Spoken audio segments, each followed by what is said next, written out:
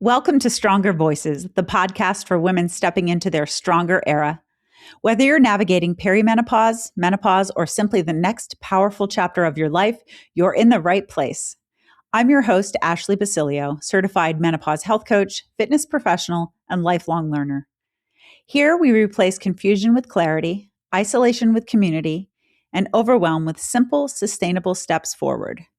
In each episode, we talk honestly about the changes happening in our bodies and lives, explore strategies to help you feel energized and confident, and hear from experts and real women walking this journey beside you. Because this isn't the end of anything, it's the beginning of becoming stronger. Let's dive in.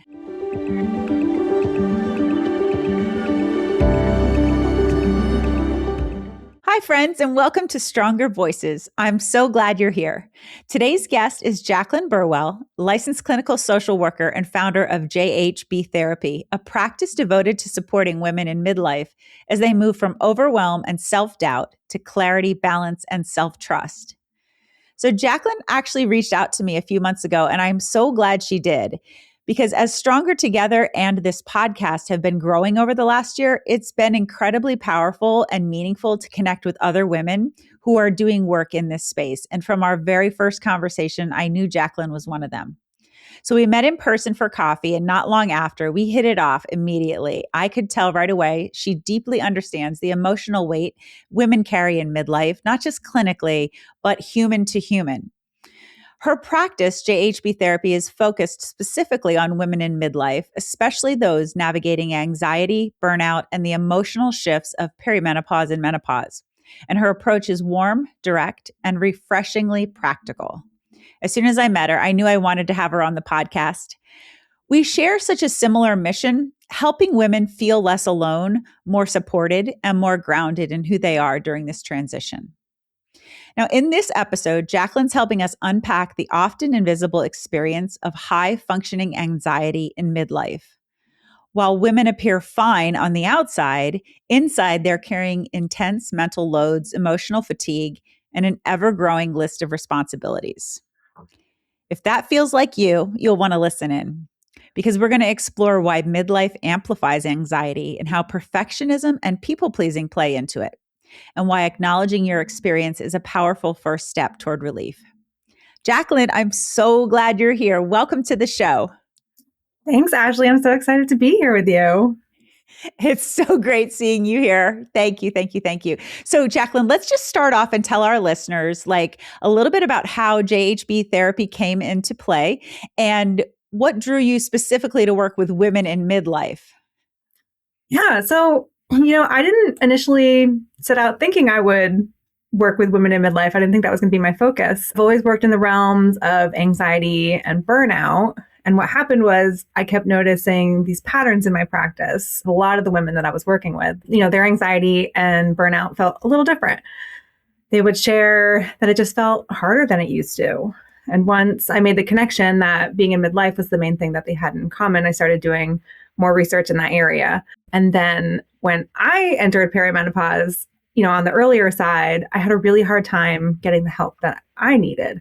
And that's just when I decided that, I want to create a space that is just for women in midlife. I want them to feel seen and heard and understood, because I feel like that's just not the case so often for women in midlife. Your story just reminds me of my own story and how I got into this space too. I mean, when I first started training and doing fitness, I wanted to be everything to everybody. I wanted to train men, women, elderly, youth, all the different things. And it was when I started realizing that, the women in midlife were just kind of special and had some extra challenges. And then I arrived there myself, is when I really felt like I found my groove. And it sounds like that's your experience as well, which is really, really cool. That's why I love you and I love what you do, because it isn't just, something that you've studied or read about. You're actually living it, and it just makes it so much more personal. Yeah, absolutely. So it's great to have you. Now, we titled this episode High Functioning Anxiety. So what is high functioning anxiety, and why is it so common in women during midlife? Yeah, so I define high functioning anxiety as anxiety that hides behind capability. right? Okay. You're meeting your deadlines, you're showing up, you handle things, but other people, see you as just reliable, right? But internally, there's like racing thoughts, there's tension, there's overthinking, difficulty relaxing, probably even trouble sleeping, right? It's anxiety that gets rewarded because the productivity often masks it. So in Mm. midlife, right, it becomes a lot more common for a few reasons. Your hormones are making your nervous system more sensitive, right? So sleep disruption is affecting your emotional regulation. Your responsibilities are at a peak level, usually at this time in life. And for some, you've just been using achievement or over responsibility to manage your anxiety for years, right? And that strategy becomes exhausting in midlife. So it doesn't midlife doesn't create anxiety out of nowhere. It kind of just magnifies the problems and the patterns that you've been running on for years, that now that these hormonal shifts have come in and have just not allowed you to coast in the same way you did in your 20s and your 30s. I love how you explained that. Like, let me try to remember your words there. So, high function anxiety is an anxiety that hides behind capability. Yeah. I love that. Right. Okay. So it doesn't necessarily mean like someone from the outside can see us falling apart, right? We actually look capable and we're producing from the outside. And that's the high functioning part of it. But we still have those feelings. That's really validating. That is really validating. I love your approach to that. So, do you tend to find that certain personality traits correlate with women who have high functioning anxiety, and what are those traits? How can someone identify it within themselves? I guess what I'm asking. Yeah. Well, I find it in a lot of women, to be honest, but a lot of perfectionists, caregivers, people who just feel a lot of responsibility, right? And moms, a lot of moms, right? That mental load just kind of falls on you. So that high functioning anxiety just kind of comes with the territory a lot of times. All sorts of women can struggle with high functioning anxiety. Okay. Like, do you feel like I give talks on menopause a lot, and I talk about like the Mhm. physical symptoms of perimenopause and menopause. Mhm. And then I also talk about the not necessarily physical symptom, but the identity shift or the identity crisis that comes along with midlife, about like just like looking at yourself in the mirror and saying, oh, how did I get here? And so, that often comes when we're experiencing empty nesting or aging parents or Mhm. career changes. And so, do you find that that identity crisis or identity shift, maybe it's too harsh to call it a crisis, but the identity shift can cause the women to recognize themselves as more anxious or than they normally would?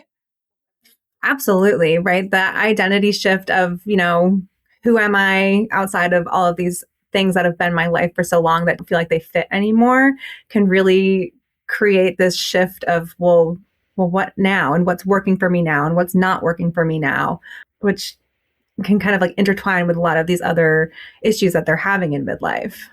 Why do you think midlife is such a heavy season for women? I think midlife just comes at a time where your responsibilities in all aspects of your life are at a peak, right? Mm. Your career is probably, at a higher level. You've got responsibilities at home with your kids, in your relationships. Your parents are starting to age, and they might need more help. So it's just, there's no margin for error here, right? Like we feel like we have so much going on. And we're giving so much to others that we often don't leave as much time for ourselves. You talk about the invisible mental load, and I just find this so interesting because I understand what that means. It's like when women appear to have it all or handle it all, even though they're struggling on the inside, Mm. and yet I find myself in that loop of looking at other women and thinking they're handling it all, why can't I, or Mhm. how are they showing up every day like that? And so maybe you can talk a little bit about the invisible mental load and what that means and why it's so exhausting. Yeah.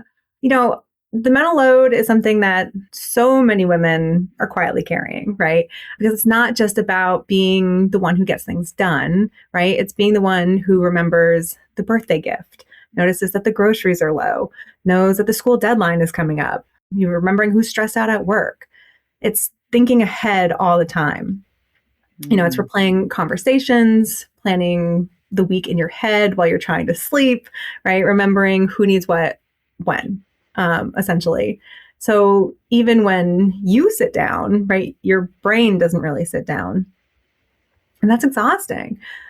Not because you're weak, right? It's because your mind is almost never fully off. So the hard part is that most of this work is invisible, right? Nobody is coming up to you and saying, wow, thank you for thinking about everything all the time, right? So it just becomes this internal pressure that keeps us tired and stressed. So as I'm picturing this invisible mental load, and I'm starting to think about all the things that kept me awake last night, like thinking about deadline missed at school for a field trip that I know my son should have been on, and upcoming events that I know I don't have a gift for and I still have to get, even though it's not my family member, but I'm going to be the one responsible for it. I start to feel this incredible resentment. Like I want to do all these things and I want to make everything perfect. But secretly, I'm resenting the tasks and I'm resenting the people. And so I'm wondering if, do you find that in your practice? Is that a common thing for resentment to build when women are carrying this invisible load?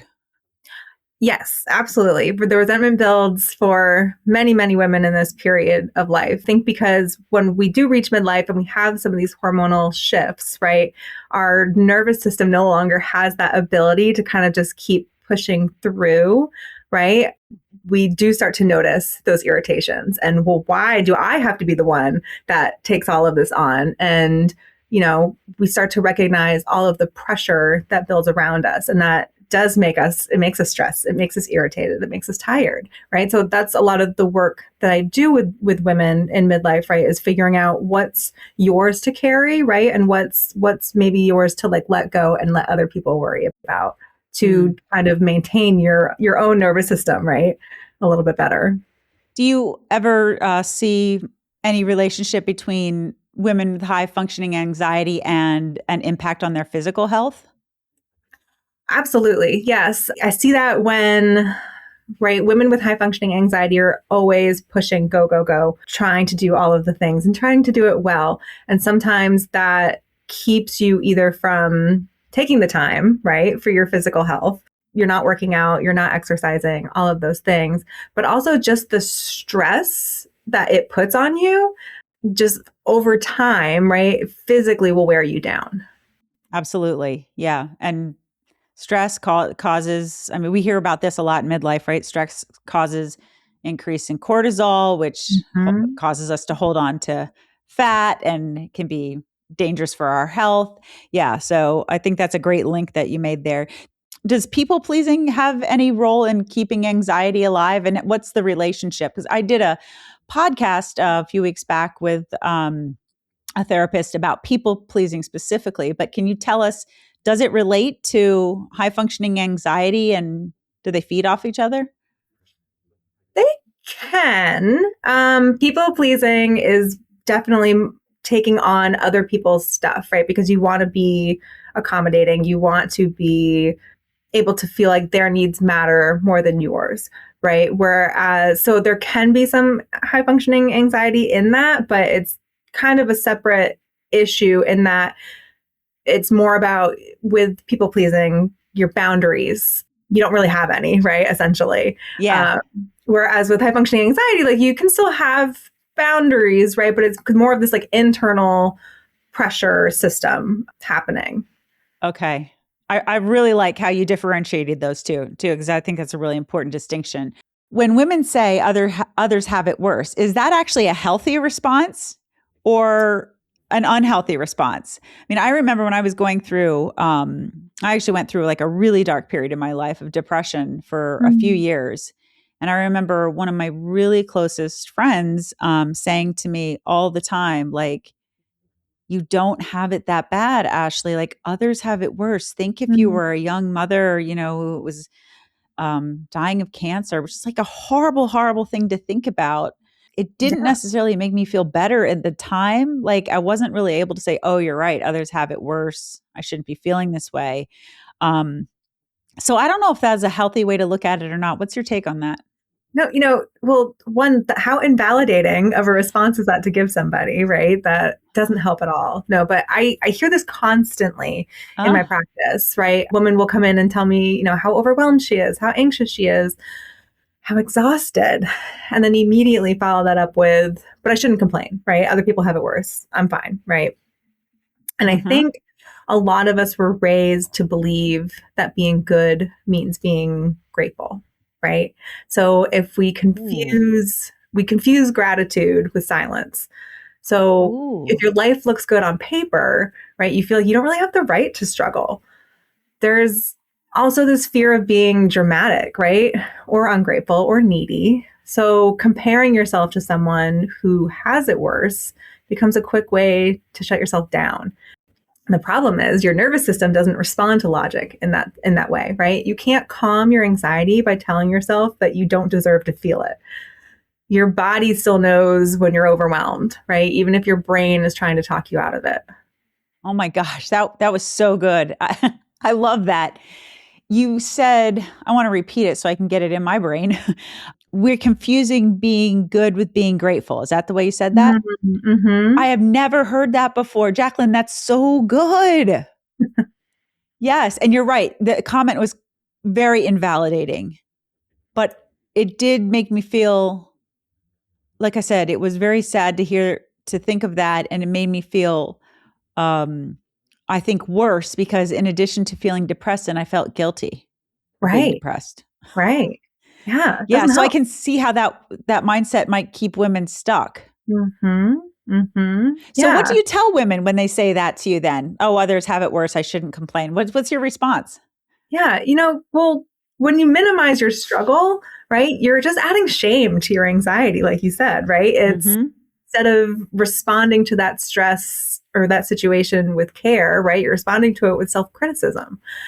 You're pushing harder, you isolate yourself, you invalidate your own experience, right? And anxiety thrives in self-judgment, right? Validation, on the other hand, right, is regulating. When you can acknowledge that, like, Mm.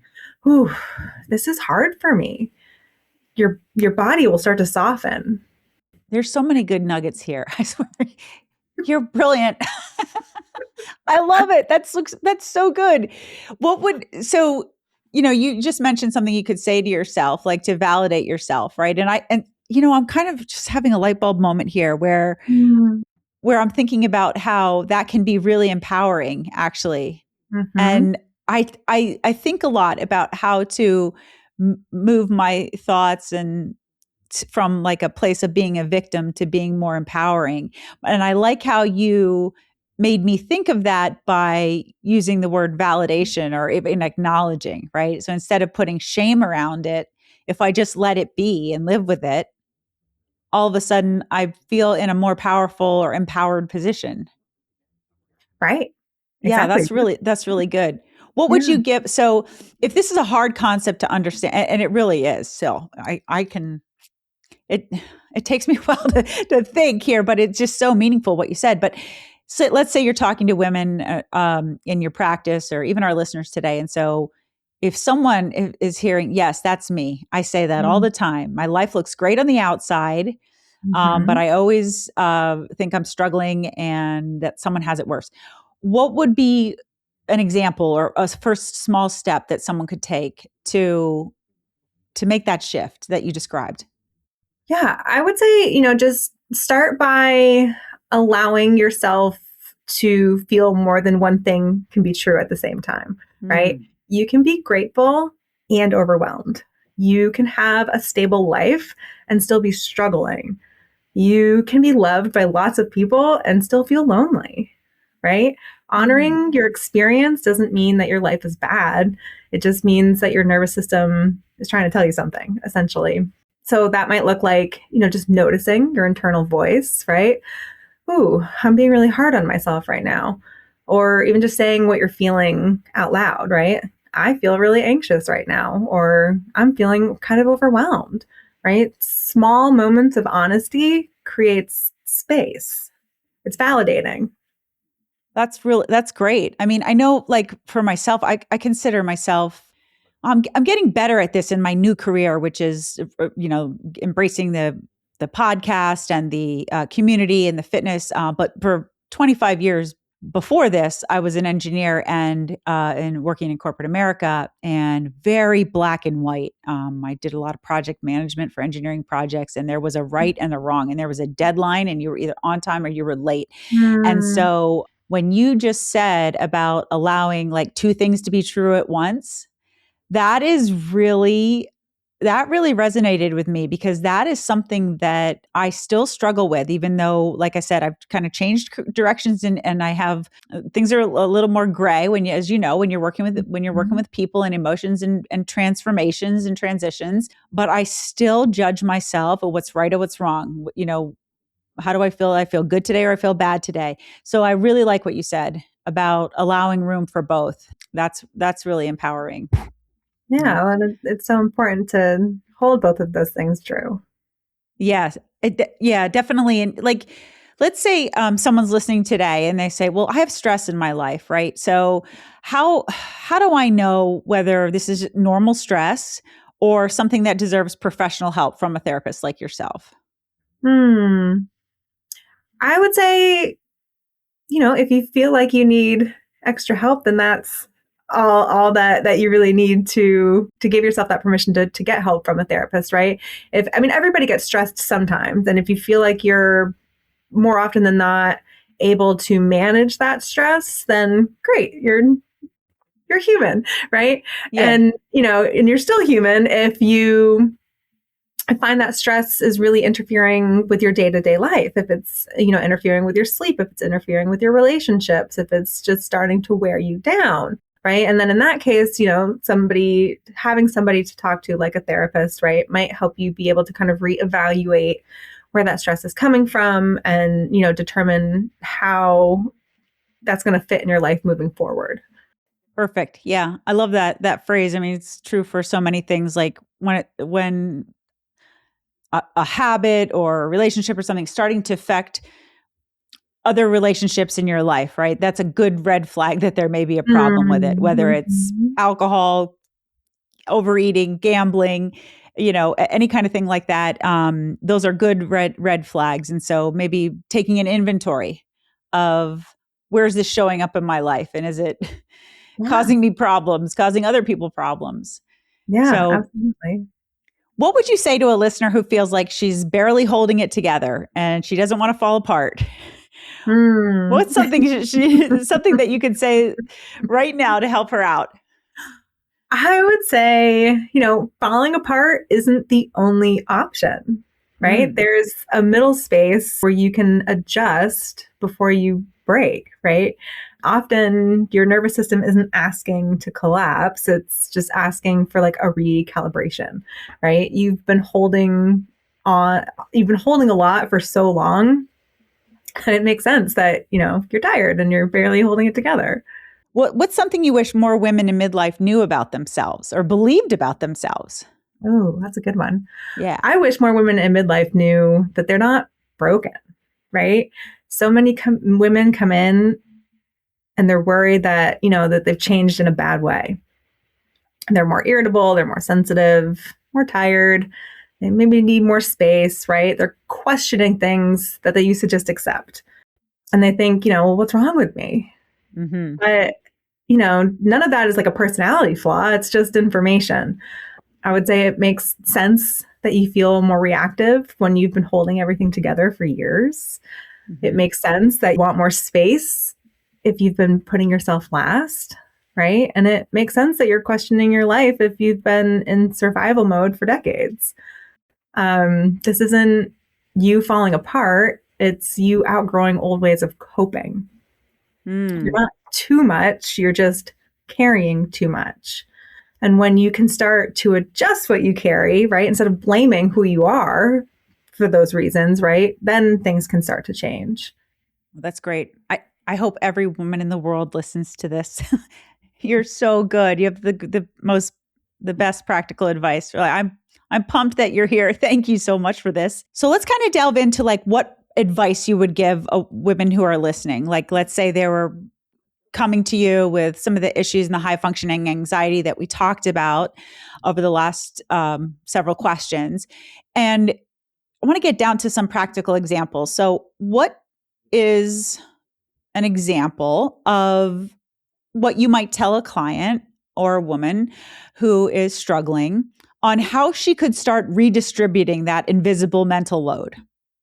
Are there some Mhm. examples at home or work where that could be some easy wins for her? Yeah, absolutely. If we use home as the example, right? If you have that mental load where you feel like you're the one who's responsible for everything, for the kids, for the groceries, for just maintaining how things run in your home, and it feels like too much, I would say if you have a partner, sit down with your partner, right, and talk about who's doing what, not in a like I'm doing everything and you're not doing anything kind of a way, but just in a this isn't fitting anymore, and how can I take things off of my plate when it feels too much, right? Because sometimes that emotional load just defaults to women a lot of the time, and it doesn't have to, right? There is a different way. We just have to sit down and look at what's working for you now versus what needs to be different in order for you to succeed in this new phase of your life. So communication is like a top recommendation then, right? It Sure was it always is, come back to yes. that.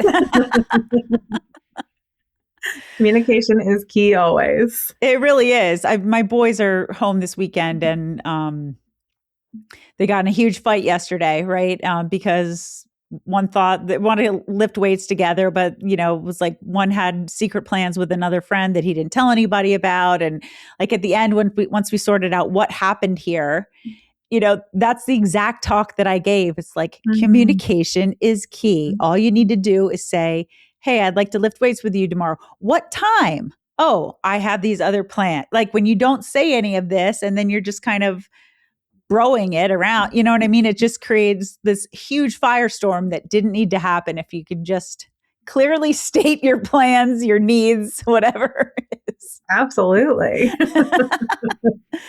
So, what are some daily practices that reduce anxiety over time? Oh, that's a good question. Some daily practices is just grounding and Mhm. mindfulness are big ones, right? And how do you do that? What is that? So I really like to use this technique called ACE. The A is for accepting your thoughts and feelings. So that might look like, ooh, I'm feeling really anxious right now. I'm having thoughts that, I'm not going to be able to get this done, or I have too much on my plate, right? Just whatever's coming up. We're not judging it. We're not, wishing it away. We're just noticing, we're acknowledging, right?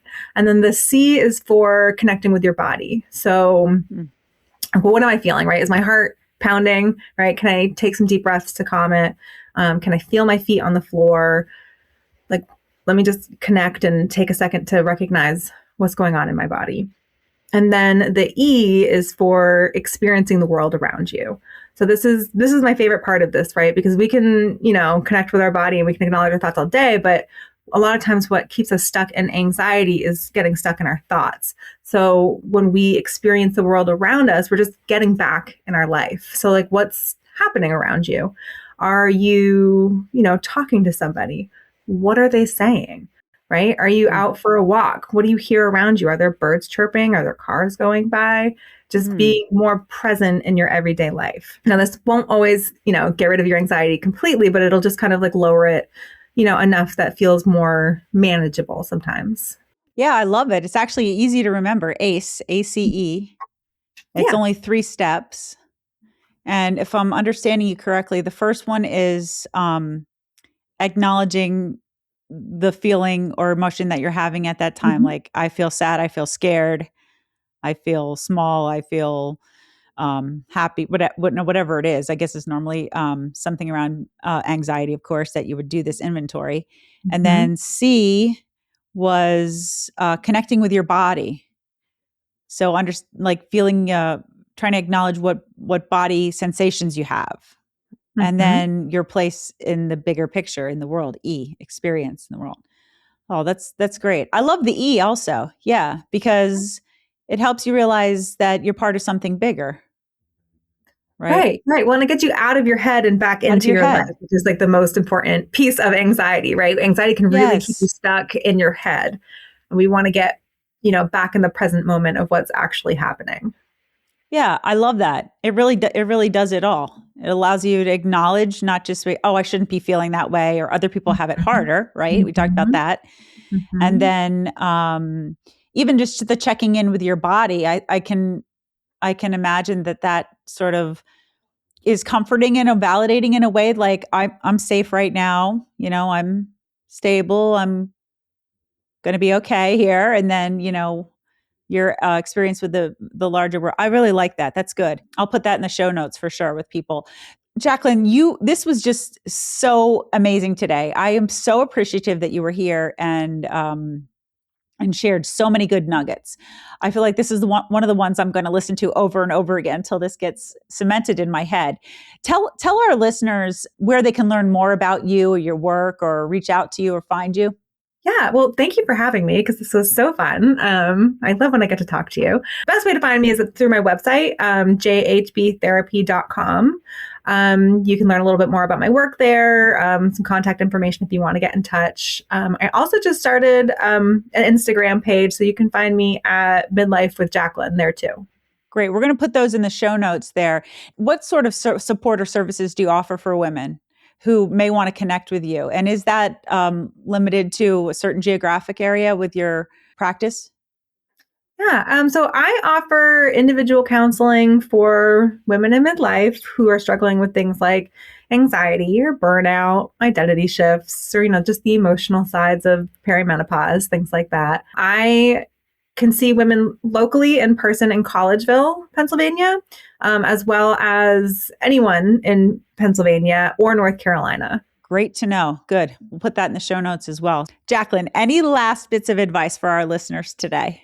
Trust yourself, right? I feel like so many women in midlife are just questioning so many things as so many things are changing. And, deep down, you know what you want and you know what you need, and that's okay. Trust yourself. That's great. Yeah. Self-trust is a big part of this, right? I think self-trust is Absolutely. a big part of overcoming high functioning anxiety too. Absolutely fabulous. Thank you so much, Jaclyn. I wish we could talk all day. Thanks for this conversation. Thanks for your insights. I'm grateful that you reached out to me, and I'm grateful that we met for coffee because I knew right away, Jaclyn, that you were someone my listeners needed to hear from. And the way that you explained high functioning anxiety today and the invisible mental load that so many women carry is validating. It's empowering. It was explained in a way I had never heard before or thought of it before, that make me feel better about my own insecurities and anxieties. And I know that the women listening right now are feeling seen because of the things that you said today. And that's just so powerful. Women who look fine on the outside and are exhausted on the inside, you are not alone. I'm with you. Jaclyn's probably with you too. Yes, I am. We may be giving a podcast today, but inside we're just feeling all the feels. So and this many feels. yes. And our conversation gives you, as our listeners, language and clarity and permission to stop minimizing what you're feeling, really.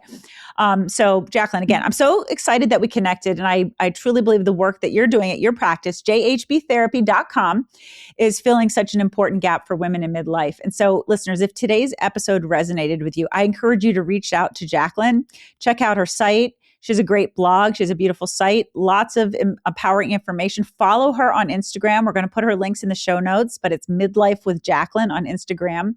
And reach out for help. I think there's a message today. If you feel you need help, or you might need help, or you're not sure, reach out for help anyway. I'm a big proponent and big advocate of therapy. I think therapy is healthcare. We should all be in therapy. We should all be so fortunate to find a therapist like Jaclyn. And I'm going to include, like I said, all of her links in the show notes so you can learn more about her, connect with her directly. Jaclyn, again, I'm so grateful you were here, and thank you for helping more women with me. I appreciate you.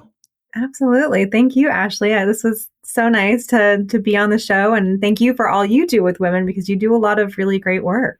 Thank you. Thank you. We're in this together, right? Absolutely. Thank you so much for listening to StrongHER Voices. If today's episode supported you, inspired you, or made you feel seen, I would love for you to subscribe and leave a quick review. It helps more women in their StrongHER era find this show, and it truly means the world to me. If you're craving more support, accountability, and connection, come join our vibrant community at getfitwithashley.com/stronger. Inside Stronger Together, you'll find daily encouragement, expert coaching, education, challenges, and a sisterhood of women committed to growing stronger in every way. Use code VOICES for $25 off your membership. And don't forget to let me know where you're listening from. I love adding new pins to my world map of Stronger listeners. And just a quick reminder, StrongHER Voices is for educational purposes only and is not medical advice. Always consult your healthcare provider about your personal health needs. Until next time, remember, you're not in a pause, you're in your power.